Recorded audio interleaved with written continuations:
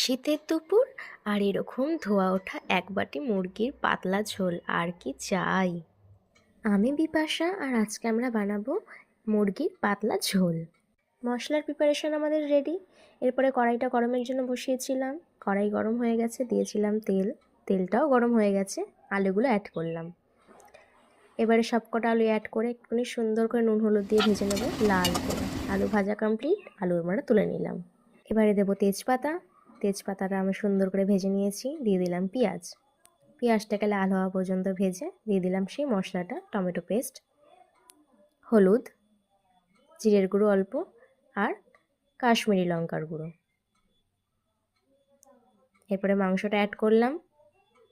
মাংসটাকে ততক্ষণ কষাবো যতক্ষণ না পর্যন্ত মাংস আর তেল সেপারেট হচ্ছে। এবারে কিন্তু অ্যাড করব নুন। নুনটা যদি এখন অ্যাড না করি তাহলে মাংসের মধ্যে আর নুনটা ঢুকবে না। এটাই কিন্তু আসল স্টেপ, ভালো করে কষানো, নয়তো কিন্তু মাংসে একদম স্বাদ আসবে না।